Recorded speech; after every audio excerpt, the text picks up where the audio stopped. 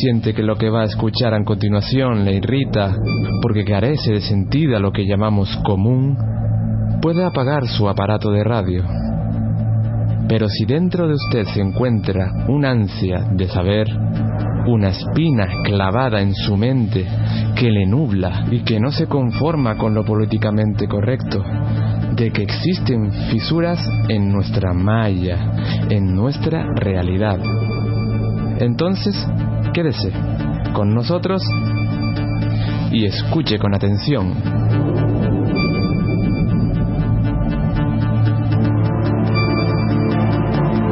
Hace 450.000 años descendieron a la Tierra unas criaturas, unos seres que, según se cuenta, venían principalmente por un motivo primordial para ellos, una misión crucial: la extracción de oro. Al parecer, estos seres albergaban ciertos problemas en la atmósfera de su planeta y para solucionarlo necesitaban esta materia prima tan valiosa aún en la actualidad por el hombre. Se asentaron bases de extracción. Era un trabajo muy arduo y duro para soportarlo por ellos mismos, así que con la ayuda de ingeniería genética avanzada llevaron a cabo varios intentos de crear un esclavo que fuese capaz de librarles de tan pesada tarea. Finalmente, a raíz de varios intentos, localizaron un homínido en África y con él se hicieron experimentos aún inimaginables por la ciencia de hoy en día.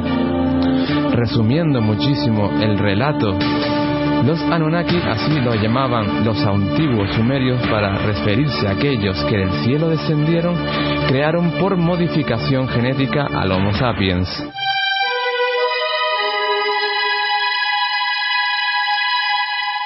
Toda esta versión de la historia fue supuestamente traducida por el orientalista y economista Zecharia Sitchin, el cual intentó defender su historia con ímpetu ante una comunidad científica totalmente descreída e incapaz de aceptar sus ideas etiquetadas de fantasiosas. Es por ello que lo que cuenta ha sido objeto de controversias, argumentando una serie de incongruencias que se caen por sí mismas.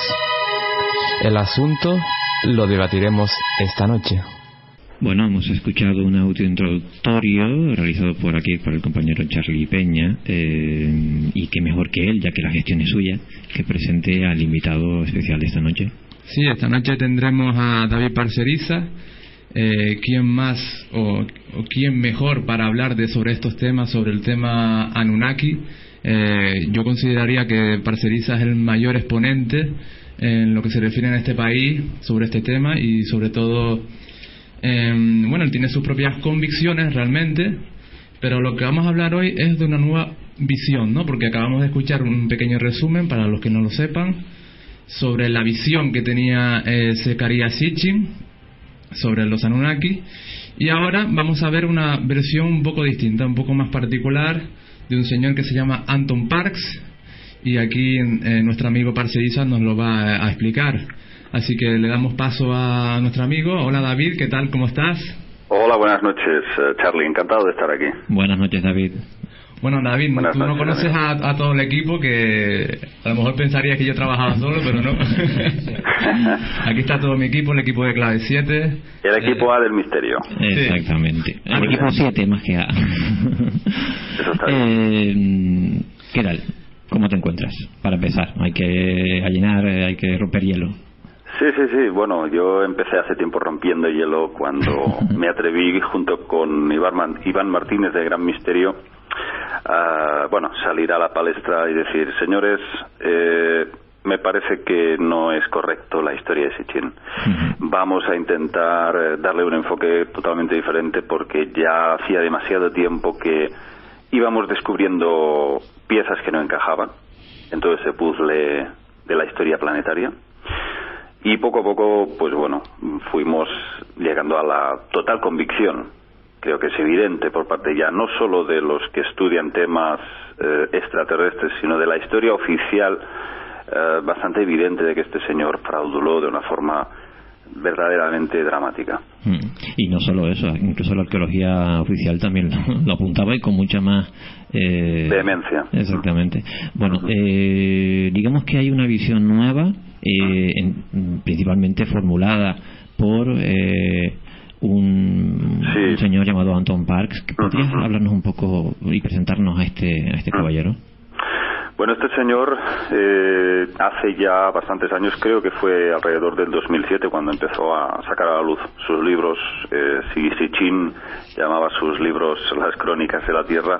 Anton Parks lo llama Las Crónicas del Girku, porque él se basa en una especie de cristal de cuarzo verde que supuestamente contendría la memoria de los tiempos, ¿no? La memoria de la historia planetaria, de lo que sucedió verdaderamente hace miles de años, implicando la creación misma del hombre, o la recreación. Entonces, este señor, lo más interesante es que no es un simple investigador más. Es decir, él se basa, el origen de su búsqueda viene por unas experiencias personales que ha vivido, concretamente desde el año 81, cuando él contaba con 14 años. Dice que empezó a tener visiones, lo que podríamos llamar como flashes o flashbacks, en los que, pues en función del tipo de espectro de luz que había en donde él estaba, pues se correspondía con esas visiones que se daban con ese mismo espectro de luz. Él se veía en mundos lejanos, se veía habitando el cuerpo de un gran reptil, un ser altísimo. Pues bueno, es como una especie de regresión, ¿no? Una regresión propia, autorregresión, podría llamarse, ¿no? Sí, lo que pasa es que él empezó en ese momento a cuestionarse su propia cordura. Lógicamente se puso en manos de psiquiatras. Con el tiempo fue dándose cuenta que aquello no podía ser una simple locura o una simple alucinación, porque tenía sentido. Todo aquello tenía mucho sentido, sobre todo cuando intervenía un idioma que supuestamente él dice que conoció el idioma madre, el idioma matriz de los Anunnaki, que es el Lemesa. El Lemesa sería como una especie de idioma creado por unas hembras llamadas Amasutum. Serían las hembras de estos Anunna que él explica, ¿no? Entonces, claro, él empezó a ver claves lingüísticas, fonéticas en ese lenguaje, ¿no? Y empezó a ver que aquello era el sumerio, efectivamente, era un derivado del sumerio, esta emesa. Entonces empezó pues a dedicar 10 años de su vida al estudio del lenguaje sumerio. Y a través de eso pues ha sido como él ha ido conformando toda esta historia que de alguna forma pues ha ido hilando pues y bastante fino, por cierto, en base a esas vivencias, esas visiones que las ha ido racionalizando. Sí, y al parecer el señor Parks, a través de sus visiones, descubre como una especie de jerarquía, ¿no?, entre distintas razas alienígenas que ve en sí. esas especies de regresiones, ¿no? Sí, bueno, para empezar, lo más interesante es que Parks dice que en esas visiones se encontraba dentro del cuerpo de un ser que se hacía llamar Saam, y este tal Saam no era más ni menos que el supuesto padre de la humanidad, es decir, el dios sumerio Enki. Con eso, en ningún momento Parks dice que desde su raciocinio se crea al 100% de que él fuese en otra vida pasada el señor Enki, pero sí admite que bueno, es la visión que él tenía, ¿no? Entonces, bueno, en base a eso, pues entrar en el universo de Parks es entrar en un mundo totalmente pues plagado pues de detalles que desde luego desafían todo lo que hasta ahora conocíamos sobre estos seres, ¿no? Porque él habla efectivamente, como tú has dicho, de jerarquías reptilianas, y jerarquías que, si tenemos que encontrar la cúspide de las mismas, tendríamos que entrar a hablar de los llamados Kadistu. Y los Kadistu parece que son unas entidades que están a medio camino entre el plano físico y el plano etérico. Él los describe como seres que proceden de la fuente madre del universo, es decir, lo que podríamos llamar Dios mismo, o sea, el creador verdadero, creador universal del universo, ¿no? Parece que de esta fuente surgen estos seres, estos Kadistu. Y estos seres son algo así como jardineros cósmicos, sembradores de vida, ensambladores de vida, así los llama él. Entonces, bueno, dice que algunos de ellos están vinculados a una raza anfibia, a medio camino entre medio humanoides, medio pez. Anda, como son los conocidos. dogones, ¿no? Como los dogones, por ejemplo. Exactamente, los dogones los llaman los gnomo. Los gnomos. O luego en acadio los llaman apcayus. Entonces, bueno, hay siempre diferentes nombres en función de las distintas culturas, ¿no? Pero bueno, básicamente nos dice que son una familia de varias razas procedentes de esta fuente matriz y que son llamados los Cadisto. Algunos de ellos los describe como grandes dragones. Fijaos, ahí entronca con toda la mitología del dragón, siempre asociado a ese poder de creación, a esa sabiduría. Siempre habéis visto que los dragones están muy relacionados con la magia, con la materialización del pensamiento y del deseo, ¿no? Entonces, pues es bastante interesante, y luego también, pues de alguna forma nos da un poco a entender, o a lo mejor es algo que me estoy haciendo yo, pero de alguna forma pues se explica el origen del ser humano como parte de unos seres que luego de alguna forma se habrían derivado de estas razas Cadistu, llamados los Kingu, y estos serían los más relacionados con todas las estirpes de la realeza, porque los Kingu serían un alto rango de una raza de draconianos. Y Parkes describe 3 tipos diferentes de Kingus: los blancos, los rojos y los verdes. Los blancos serían la realeza, los blancos albinos. Esto dice que son los más altos, los que tienen más estatura.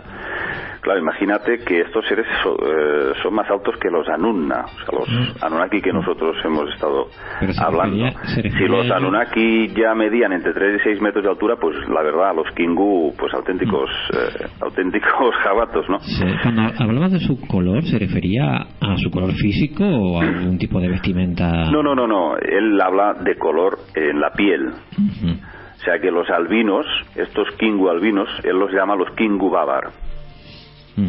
Y luego los verdes serían la gente común, el pueblo llano, por decirlo de alguna forma. A mí me recuerda a las divisiones que hay entre nosotros los humanos, ¿no? Entre unos de color, otros blancos, otros algo parecido. Pues sí, luego destaca los Kingu rojos, que estos serían los guerreros. Bueno, pues él luego dice que estos, a su vez, los Kingu, crearon a los Usungal. Y estos Usungal crean a los Anunna, y los crean como una especie de raza guerrera. Y de ahí surgen estos seres, y parece ser que los Cadistu son estos seres de altas esferas. Ya crearon un protohombre hace, vete a saber si millones de años. Un protohombre al que llama el Namlu original. Que es algo así como hombre enorme. ¿Pero con qué se puede traducir de varias formas, es un poco no es definiciones fijas. ¿Con qué, me apuntaba el compañero Charlie, con qué propósito decía el señor Parkes que había creado al humano en ese caso? El Namlu. Sí. El Namlu es un humano, pero muy diferente de nosotros. Es un humano mucho más evolucionado, que desarrollaban fácilmente la telepatía, la telequinesis, todo tipo de poderes psíquicos. Tanto así como Adapa, ¿no? Cuando en los relatos sumerios. Mucho más que la visión siciliana, porque el Namlu, para empezar, medía 4,5 metros. Y eran semietéricos, O sea que probablemente estos seres tenían la capacidad de operar multidimensionalmente. Entonces estamos ya en unos parámetros más allá de la tercera dimensión. Y bueno, parece ser que los Anunna, y en especial Enki, de alguna forma utilizaron un banco de genes, que probablemente sean esa especie de recipientes, los famosos botes, que aparecen incluso en la cultura maya, que sujetan esa especie de botes y que se asocia con este agua de la vida, Sería como un banco de genes con el que irían realizando diferentes tipos de experimentos, porque esta gente, lo que es un denominador común en todos ellos es que se pasaban todo el tiempo realizando experimentos genéticos. Eran grandes creadores de vida, grandes sembradores de vida. Como si todo su conocimiento fuese tan elevado que digamos el único reto sería, pues eso, crear vida, un propósito. Crear vida, pero de forma absolutamente compulsiva, porque vemos tantas especies aparentemente asociadas a mitologías, arraigadas en el folclore, que se pierden en la noche de los tiempos. Como hemos hablado antes de los dragones, podemos hablar también de todo el tema de los minotauros, de los centauros, de los gnomos, toda esta especie de criaturas, los minotauros, pues son seres que podrían ser perfectamente corresponderse a hibridaciones efectuadas por estos Anunnaki, por estos seres. Parece como que creaban la vida de forma compulsiva. Yo me los imagino realizando experimentos de todo tipo para ver el resultado de sus experimentos, ¿no? Entonces, bueno, ahí parece ser que el hombre, el Homo sapiens actual, sería una mezcla entre estos Anunna, estos Usungal y el supuesto Namlu original. Pero es decir, más que creación sería recreación. Pero hay una cosa que a mí no me encaja muy bien, a ver si me la aclaras, porque parece que se asemeja, por ejemplo, a una parte en lo que decía Sitchin en la elección de los propios Anunnaki para la modificación de un homínido, ¿no? Y ese homínido que los Anunnakis modifican, ¿se refieren a los mismos Namlu o el Homo erectus? No, Parks también insiste en ese aspecto y dice que sí cogieron una parte de estos homínidos, y que probablemente sea neandertal, pero lógicamente mezclado con este Namlu original. Por eso es probablemente una de las muchas razones a las cuales se hacía referencia últimamente, y es por qué nos parecemos más a los homínidos, a esta forma pues más humanoide que no reptiliana. Pues probablemente sea por eso, por la predominancia de este Namlu original. Y este Namlu original hay que darle bastante importancia, porque parece ser que si es una creación de estos seres tan evolucionados, entonces al final resultará que efectivamente tenemos parte de una genética que está relacionada con lo divino. Pero con lo divino me refiero a planos superiores, a esferas cósmicas muy elevadas. Sí, y eso me está llevando a pensar últimamente que a la vista está de grandes científicos y genetistas como Francis Crick, que fue el descubridor de la doble hélice del ADN, efectivamente, que él evidentemente fue un señor que tuvo una sinceridad increíble, encomiable, porque muy pocos colegas suyos fueron capaces de admitir lo que él admitió, y es que el ADN humano es una obra maestra de ingeniería, y es absolutamente imposible que en la sopa primigenia que querían demostrar en el año 53, no recuerdo ahora, unos científicos de Chicago hicieron un experimento intentando de alguna forma pues imitar lo que habría pasado para que se gestara la vida en la Tierra, ¿no? Solo consiguieron crear aminoácidos y poco. Sí, pero no los ácidos nucleicos que hacían falta para reactivar esa vida, ¿no? Entonces, aún habiendo puesto una serie de rayos para estimular esos microorganismos, no lo consiguieron.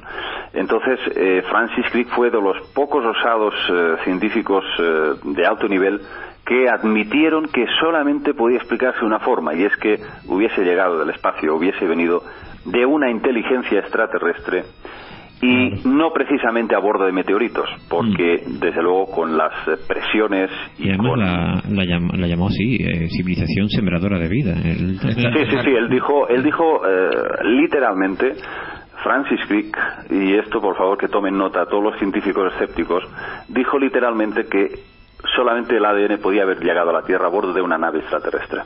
Estaríamos hablando de la panspermia dirigida. La panspermia dirigida, sí señor. Una teoría muy desde luego revolucionaria en su momento. Claro, lógicamente todo lo que estamos tocando nosotros, los que investigamos este tema Anunnaki, yo me parece que nos estamos acercando muchísimo más a la verdadera ciencia que todos estos que se empeñan en negarlo y en desacreditarlo. Pero bueno, allá cada cual. Yo siempre digo que hay una ciencia oficial que es totalmente embustera, embaucadora, que oculta la realidad y todos los descubrimientos científicos que se han ido realizando. Y luego hay una parte de la ciencia muy osada, muy valiente, que desgraciadamente los medios no se hacen eco de sus descubrimientos. Y yo soy buen amigo de varios físicos que están haciendo una labor pues encomiable. Es curioso cómo el avance de las nuevas ciencias ha permitido, por ejemplo, la utilización de análisis de ADN y de ADN mitocondrial para analizar el código genético de especies ya desaparecidas, como el Neandertal, por ejemplo.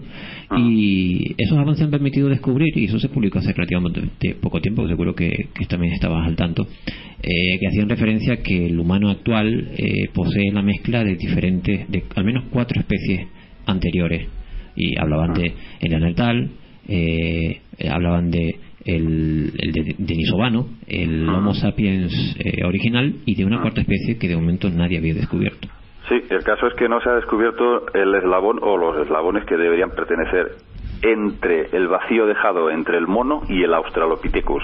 Sí, pero hace poco tuvimos una noticia reciente, ¿no? Que una española había descubierto lo que posiblemente podría ser una nueva especie, ¿no? Que no se había descubierto hasta entonces.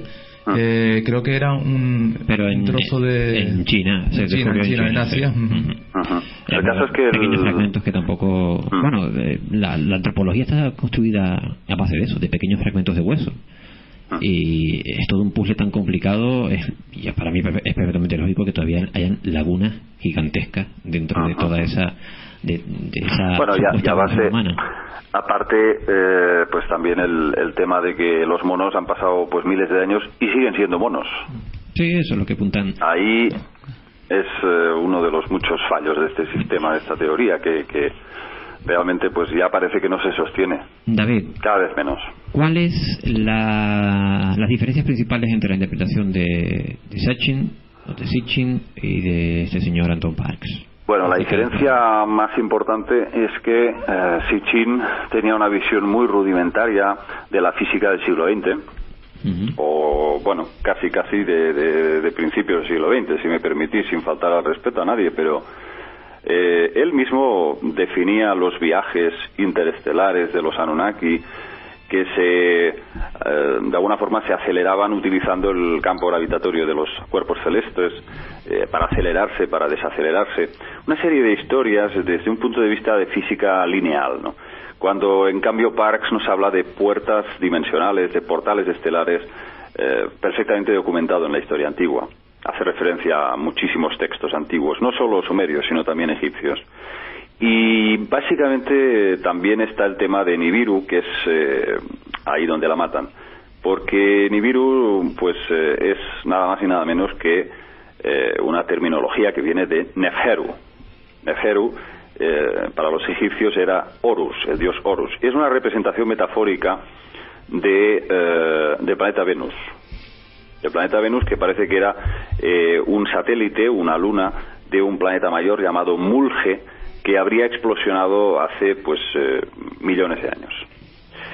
Entonces todo esto va saliendo un poco ya a la luz y la gente está empezando ya a cuestionarse todas estas historias de Sitchin, porque realmente Sitchin sacó este nombre evidentemente de los textos sumerios, pero es que estos textos no dicen en ningún momento que los Anunnaki vengan de Nibiru o de Neferu, sino que vienen de un planeta llamado Duku.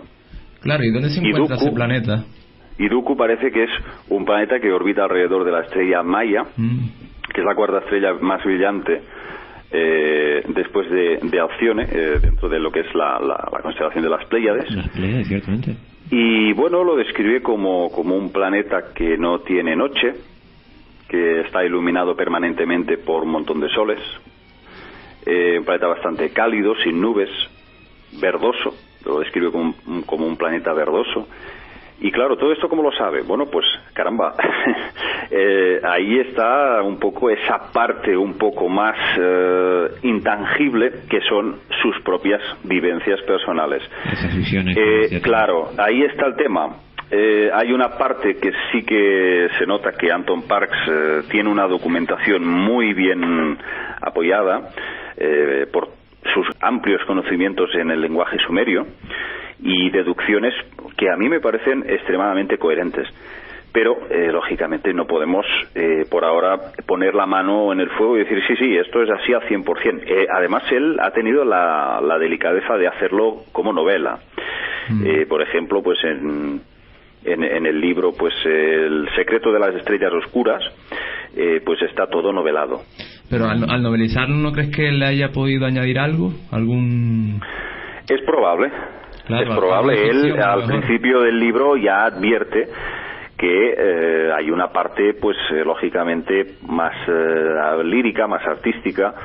Sin embargo, él te dice que observes bien a pie de página las diferentes numeraciones que va haciendo de cada definición, ¿no? Entonces, bueno, hay una parte importante de experiencias personales suyas que no dejan de ser interesantes y que yo en ese aspecto lo encuadraría un poco en la línea de Alex Collier. He contactado a Alex Collier, aunque Alex Collier no fue un erudito de la investigación. Él sí se ha basado exclusivamente en lo que estos andromedanos le han contado. Aunque en su caso es más bien una especie de recuerdo propio, más que una comunicación, como aluden algunos contactados. Sí, y lógicamente parece que tenga algo que ver con la reencarnación, pero el propio Parks no sabe aún a día de hoy. De una forma racional, él dice que no sabe si es que era Enki o era un fragmento del alma de Enki, o incluso postula la posibilidad de que fuese como una especie de interfase de información de datos que se le habría filtrado a través del Girku, esa especie de cristal de cuarzo verde. David, ¿podrías explicarnos quién es Enki para la gente que no lo sepa, porque para que se sitúe un poquito, ¿no? Porque es una figura clave, ¿no?, en toda esta historia. Hombre, ¿no? Totalmente. Yo diría que es el Anunnaki por excelencia. O sea, si tenemos que destacar un Anunnaki dentro de esta historia, pues es Enki, ¿no? Enki inicialmente era conocido como Ea, el señor de las aguas, hasta que obtiene el título de Enki, que es el señor de la tierra. Y este señor, este ser, está relacionado con todo el tema de la creación del hombre. Habría sido uno de los Anunnakis que habrían, junto con una diosa conocida como Mamitu, habrían sido los implicados en este proceso de la creación humana. Enki habría sido un ser para Sitchin era hermano de Enlil, y ambos eran hijos del dios Anu, o An, significa cielo. Pero para Parks, este tal An era un reptiliano de la raza de los Usumgal y que habría creado a Enki. Lo habría creado como una raza guerrera, y además lo describe como un ser asexuado, o sea, un ser que nace sin sexo, y que más adelante se le adosa un pene. Eso es lo que cuenta Parks en sus libros. ¿De forma quirúrgica? ¿Cómo? De forma quirúrgica. Sí, un pene fabricado expresamente para tener relaciones sexuales, lógicamente. Eso es lo que cuenta Parks. Curioso. Sí, cosas realmente alucinantes. Pero lógicamente, claro, si estamos tratando con entidades con unos conocimientos en ingeniería, en genética, en biología, pues ¿por qué no? Sí, además esa especie de prejuicios y historias que tenemos los humanos actuales, para ellos no tendría ni siquiera sentido. Hola, buenas noches, David. Soy Ani Torres, encantada. Hola, buenas noches. Encantada de tenerte. Mira, como acabas de nombrar por este famoso personaje Enki y Enlil, yo lo que sí me gustaría saber, o sea, la Biblia, tal como conocemos la Biblia, las guerras que hay, que tú mejor, por supuesto que yo lo sabe, existe lo que está la guerra entre el bien y el mal. Sí. ¿Se podría decir que o se debiera más o menos a estas dos identidades que tú acabas de nombrar, que la Biblia se haya hecho eco de ellas? ¿Serán estas dos entidades parte de lo que nombra la Biblia? Sí, esto es algo que hace mucho tiempo que, con la ayuda de muchos otros investigadores, no he sido yo solo, y tengo que destacar al ecuatoriano David Kanga, que es un gran experto en la Biblia, pues bueno, hemos ido de alguna forma descubriendo realidades bastante incómodas, sobre todo a nivel religioso, o para las mentes más religiosas. Lo primero que hemos descubierto es que en la Biblia lo que se ha hecho es invertir los roles del bien y del mal. Evidentemente, si las facciones que ostentan el poder, que de alguna forma pues tienen el trono cogido, y son las que dictan las normas del juego y por lo tanto escriben la historia, estos son los vencedores. Siempre. Exactamente, estos serán los buenos siempre. Estos no van a ser los malos. Y aquí lo que ha ocurrido es que hubo una usurpación de poder. Es decir, según Parks, Enki creó a Enlil. O sea que a diferencia de Sitchin no lo sitúa como su hermano, sino como su creador. En un momento dado en que Enki se da cuenta de la tremenda aberración que ha configurado, quiere acabar con él, pero por piedad le perdona la vida.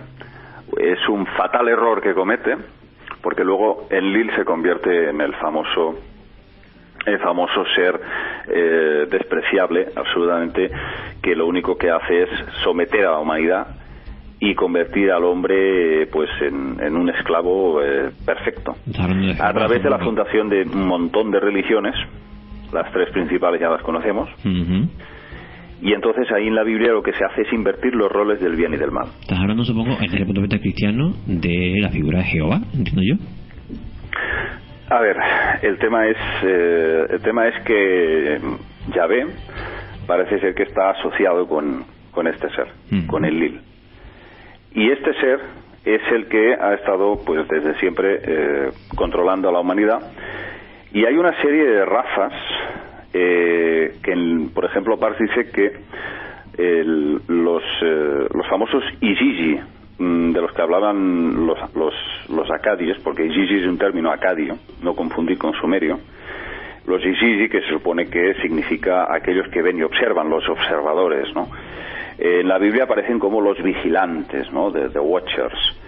Estos se acaban convirtiendo en los ángeles caídos, los ángeles rebeldes. ¿Por qué? Pues porque, como vemos también en el libro de Enoch, estas entidades se rebelan contra el mando supremo. Es como que un grupo de soldados deciden desalistarse, desligarse de ese mando superior, ir a su historia, ¿no? Entonces eso es lo que ocurre. En el libro de Enoch se describen a estos ángeles como una especie de acción de búsqueda y captura, es decir, el mando superior, que sería el gobernado por Yahvé, Enlil Yahvé, pues se produce una batalla en los cielos. Incluso se dan los nombres de estos líderes de esta revuelta. ¿Y por qué son perseguidos? ¿Por qué son castigados? Pues supuestamente por primeramente haberse apareado con las mujeres terrestres, y de ahí aparecieron como resultado de estas uniones sexuales entre estos Igigi, estos vigilantes, y las mujeres. Se cuenta en el Génesis, ¿verdad? Sí, salen los Nefilim, ¿no? Incluso en la mitología griega, ¿no? Se oye constantemente dioses apareándose con mortales. Sí. Etcétera. Y Nefilim es un término que significa caídos o derribados. En griego es gigantes, pero deriva del arameo nefila, y nefila significa Orión, o sea que Nefilim significaría aquellos que vienen de Orión. Entonces, bueno, el castigo más terrible que cometieron estos Igigi, estos seres, estos ángeles caídos, pues precisamente transmitir conocimientos prohibidos. Este fue el delito más grave, y podemos leer eso en el libro primero de Enoch 8.3, que se dice lo siguiente. Nos da incluso el nombre de uno de los principales líderes de esta rebelión, ¿no? Dice: Shemigaza enseñó encantamientos y a cortar raíces, Hermoni a romper hechizos, brujería, magia y habilidades afines, Baraquel los signos de los rayos, Tocaf los presagios de las estrellas, Zequel los de los relámpagos. Él enseñó los significados, Artagoz enseñó las señales de la tierra, Shamsiel los presagios del sol, y Sahariel los de la luna, y todos comenzaron a revelar secretos a sus esposas. Y de ahí viene el problema. Enlil Yahvé lo que quería era una humanidad ignorante. Estos seres, al aparearse con las mujeres de la tierra, empiezan a revelar secretos. Estos secretos no es nada más, nada menos que conocimiento que les hubiese podido hacer libres. Libre independientes del dictado de los dioses. Pero estos dioses lo que querían eran esclavos perfectos. Sí, pero por eso, ese es el motivo por el cual luego se produce el tremendo diluvio universal. Claro. Exterminaron a la humanidad porque no era esa la humanidad que ellos querían. Claro, y había filtrado información que hubiese podido hacer al hombre poderoso. Es curioso porque lo que comenta, porque claro, si nosotros pensamos en la actitud que tenía Enlil o Yahvé, ¿no? En el Génesis se nota que era una actitud dominante, ¿no? Un poco muy egoísta, muy... Bueno, más que egoísta pedía, el mal en estado puro. Sí, pedía sacrificios incluso. Sí. Y yo leyendo la Biblia digo, este Dios a mí no me parece benévolo, misericordioso, ni bueno. Bueno, para nada. Que, claro, es un Dios que quiere de alguna forma amenazar, extorsionar, chantajear, amedrentar al género humano. Tenían que hacer unas matanzas de animales a diario. Recuerdo en un solo día, creo que fue en terreno de Salomón, de rey Salomón, llegaron a matar 142.000 animales. Es que se les acababan, no tenían suficientes animales para sacrificar.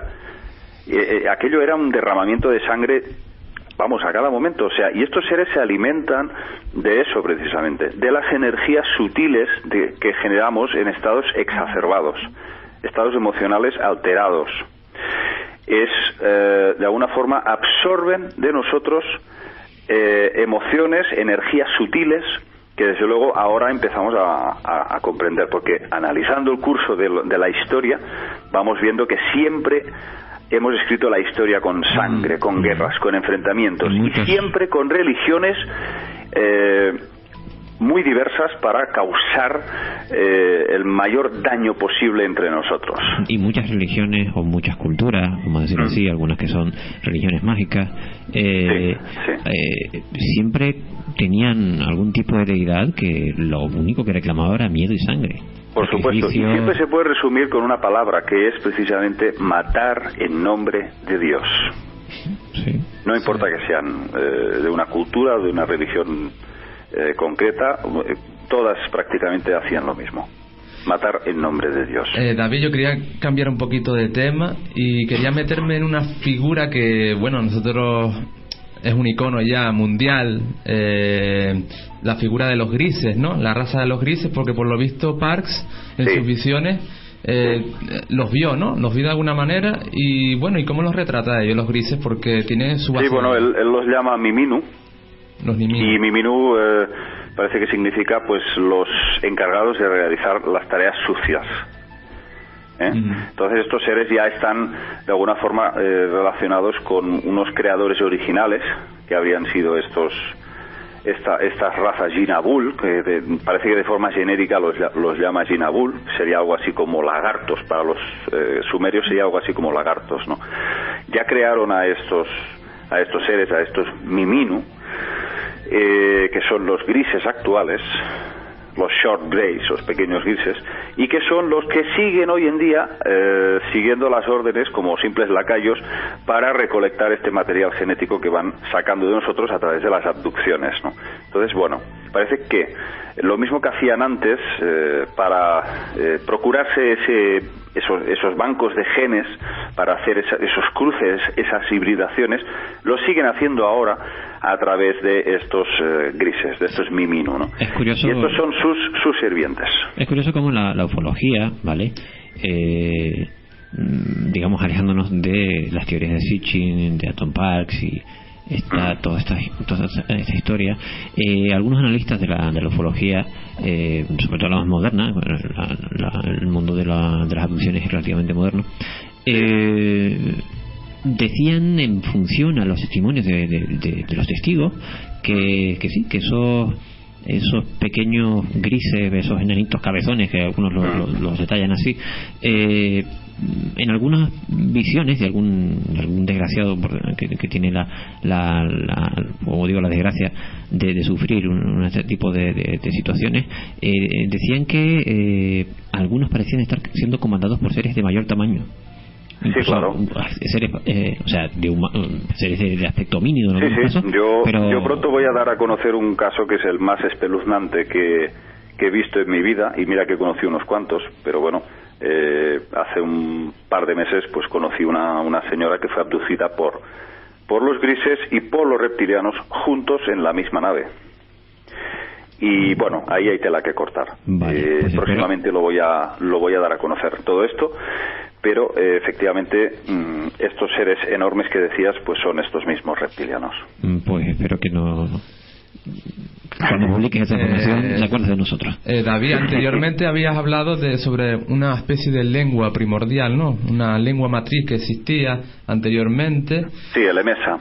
Y Parks habló también sobre una especie de fonética primordial, ¿no? Que cambiaba mecanismos de la naturaleza, casi como la magia, ¿no? ¿Qué nos puedes decir sobre esto? Sí, porque lógicamente es sonido, y el sonido es vibración, y la vibración transforma y transfiere y es capaz de modelar los elementos de la naturaleza.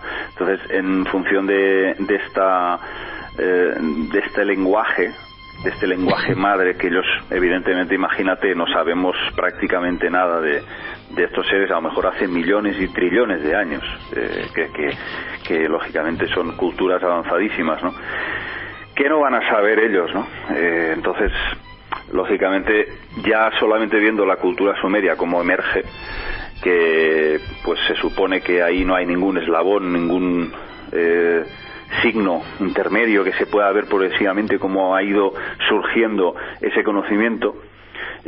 Aparece de repente el sumerio con una ingeniería social, una arquitectura, un arte, unas matemáticas tremendas, y bueno, como si hubiese caído del cielo todo eso, ¿no? Pues no, efectivamente ahí estaban estos seres, ¿no? Entonces, claro, todo lo que deriva de la magia, las ciencias herméticas, todo eso procede de ellos, y se puede utilizar para bien o se puede utilizar para mal. Yo no sé hasta qué punto el poder del encantamiento a través de la vocalización de ciertas palabras puede, digamos, causar efectos, ¿no? Pero me parece que va bastante en esa línea.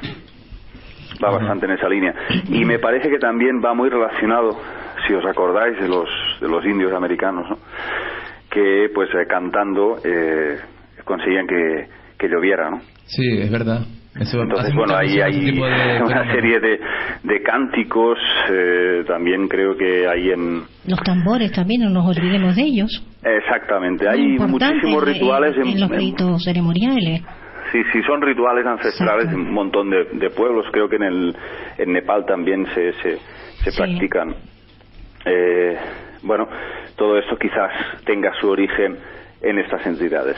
Oye, que ya trajeron David, estos conocimientos. antes que se nos termine el tiempo, quiero hacerte una de las preguntas que todos los que estamos aquí en la mesa nos lo estamos pensando, ¿no?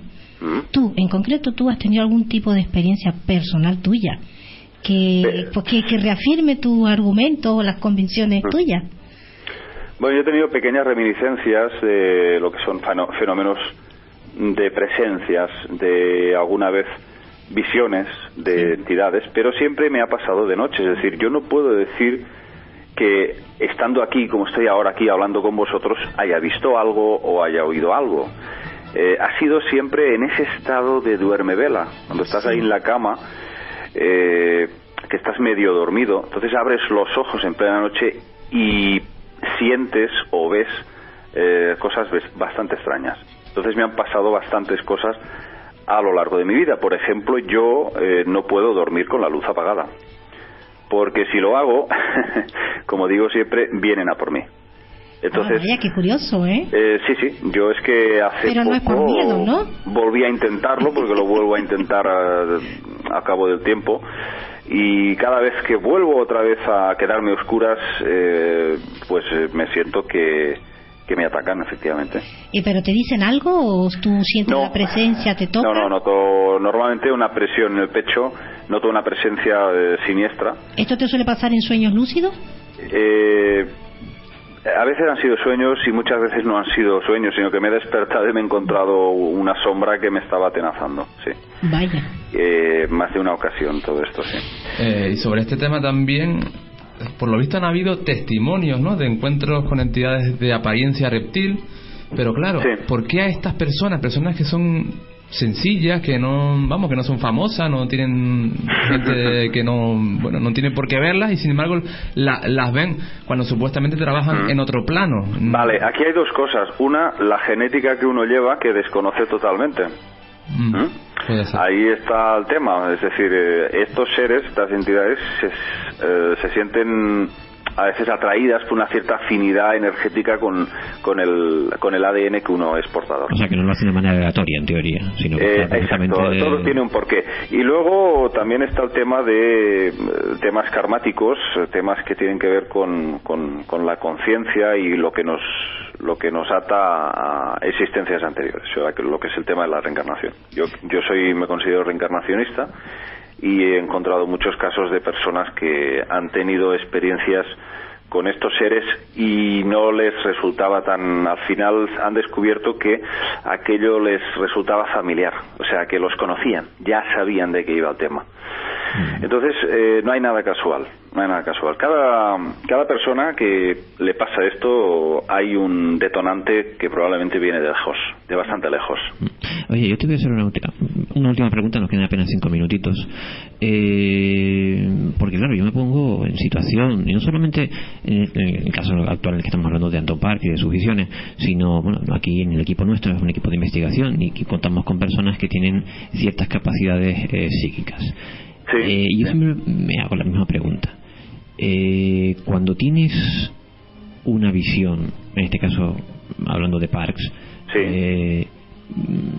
¿En qué momento llegas tú a la certeza de que no es una alucinación? ¿Cómo estás absolutamente convencido de que eso que has visto no es tu imaginación y es algo constatable, por decirlo así? Bueno, evidentemente. Bueno, a ver, estamos en tercera dimensión, por lo tanto tenemos que seguimos hasta que no tengamos acceso a ese mundo de la percepción en donde se nos habla de una conciencia superior, hasta que no accedamos a esa inteligencia emocional. De momento nos movemos con los parámetros de lo racional, de la mente consciente.